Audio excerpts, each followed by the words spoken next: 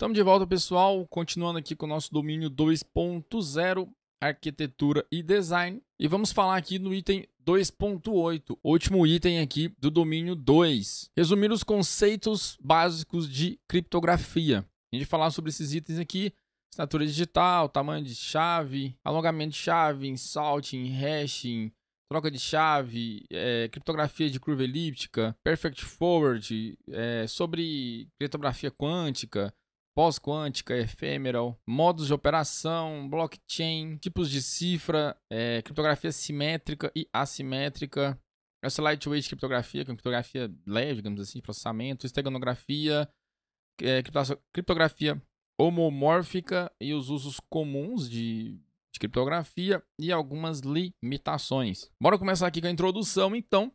Os profissionais de segurança utilizam sistemas criptográficos para atender a vários objetivos fundamentais, incluindo confidencialidade, integridade e autenticação, que é o pilar CID lá, né, que a gente viu ali lá no primeiro domínio. E falando aqui sobre assinatura digital, uma assinatura digital é um mecanismo eletrônico para prover que uma mensagem foi enviada por um usuário específico e que a mensagem não foi alterada em trânsito. Elas usam um algoritmo hash e uma criptografia assimétrica de chave pública. Foco nisso aqui, ó.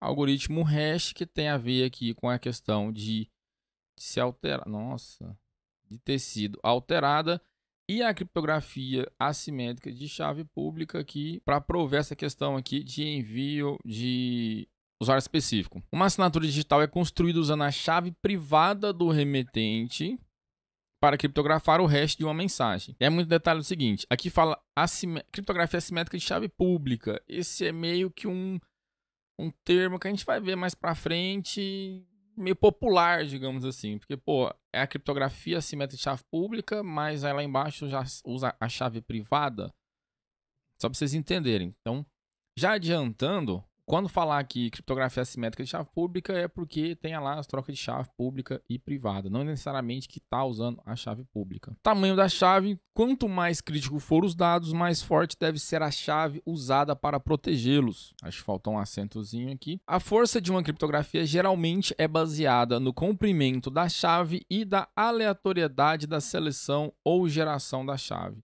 A gente vai ver que essa questão de aleatoriedade aqui também é muito importante para definir a força da chave. Sobre o alongamento da chave, esse key-scratching, ele descreve os métodos utilizados para proteger contra o uso de chaves curtas ou técnicas de inversão de hash usadas contra algoritmos de hash simples. Basicamente, é um pouco complicado essa questão do key-scratching aqui, mas vamos lá que nesses slides que a gente vai entender. Uma senha comum, normalmente ela tem aí de 8 a 12 caracteres, representando aqui de 64 a 96 bits. Tranquilo? Tranquilo. Uma chave simétrica deve ter no mínimo 128 bits para uma segurança razoável.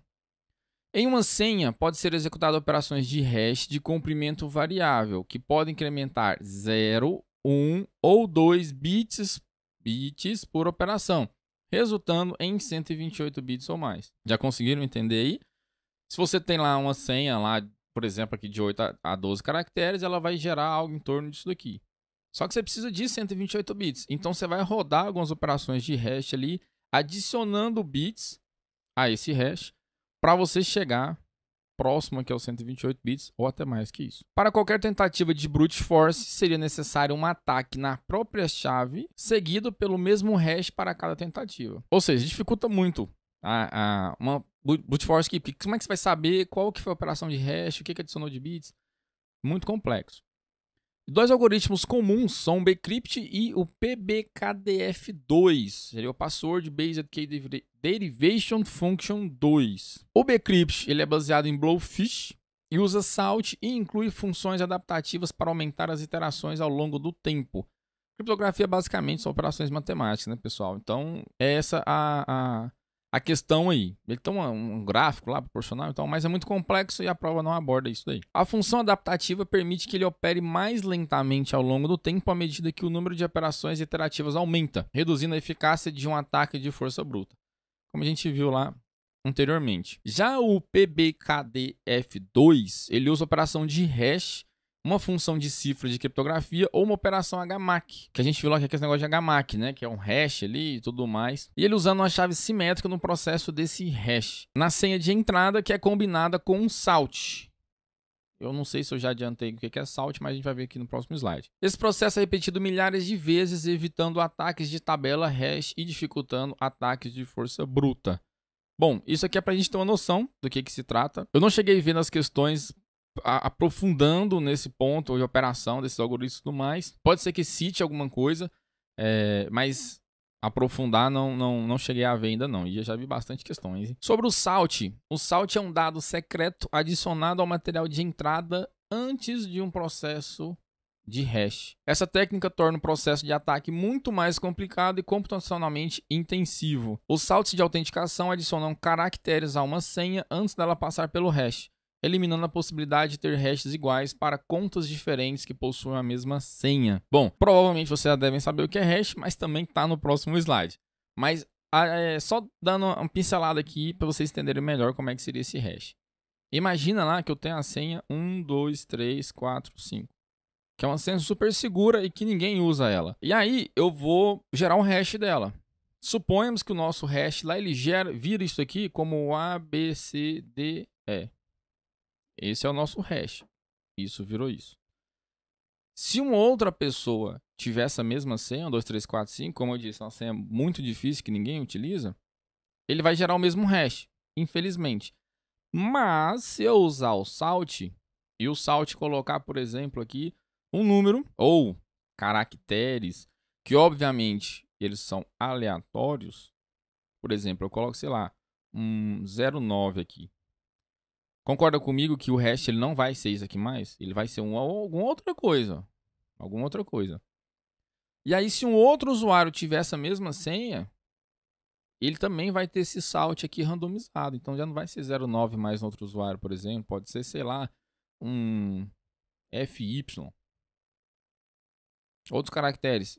E aí, consequentemente, ele vai gerar outro hash. Então a senha vai ser igual, mas o hash vai ser completamente diferente. E como a gente sabe que uma técnica minimamente segura é não você salvar senha em texto claro, mas sim rodar pelo menos um hash em cima dela ali. E na hora que você for fazer a verificação de login, você gera o hash, o procedimento novamente ali, para você fazer essa comparação em cima dos hashes. Seu sistema nunca vai saber qual que é a senha, ele só tem um hash daquela senha ali. Beleza? Conseguiram entender mais ou menos aí como é que seria esse uso de salt? Alguns sistemas operacionais do Linux mesmo utilizam isso aí para dificultar um pouco mais a quebra de senha, de usuário e coisa do tipo. Apesar de não adiantar muita coisa, né? Mas vamos lá. Falar de hashing agora. Hash é um tipo de criptografia que não é um algoritmo de criptografia. Porque o conceito de criptografia é você embaralhar os dados ali de uma forma que não fique legível. Ele é usado para produzir um identificador ou representação exclusiva, conhecido como hash, checksum, Message Authentication Code, que seria o MAC aqui. Aí tem um hash em cima disso, né?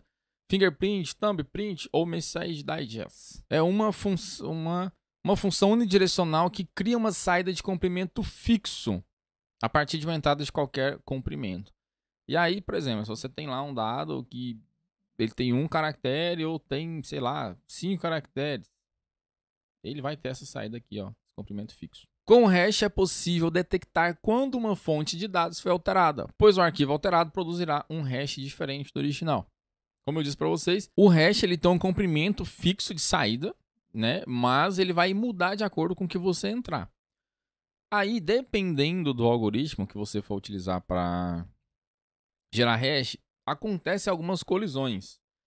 É difícil, mas acontece, né? E aí onde você tem a questão lá dos algoritmos ser fracos, mas dependendo do tipo de uso, pode ser que esse choque de senha, ou melhor, esse choque de hash seja muito raro de acontecer, enfim. Mas, teoricamente, né, basicamente se o algoritmo ali ele for parrudo, digamos assim, ele sempre vai gerar aqui, ó, produzirá um hash diferente do original quando você alterar. Por mais que seja só uma vírgula, um espaço no arquivo de texto, por exemplo, o hash vai sair completamente diferente. Vamos falar sobre troca de chaves agora. Troca de chaves são os métodos usados para compartilhar chaves criptográficas entre entidades. O compartilhamento de chaves pode envolver alguns riscos, como um ataque on-path, Esse é o antigo lá man the middle, né? O material é que ele gosta de chamar isso aqui de on-path. Uma forma de proteger uma chave é compartilhar usando um meio de comunicação diferente do que a chave será usada, como uma seção de comunicação separada com portas alternadas, usar chaves assimétricas para a troca ou até mesmo criptografar usando uma outra chave. Bem tranquilo, né?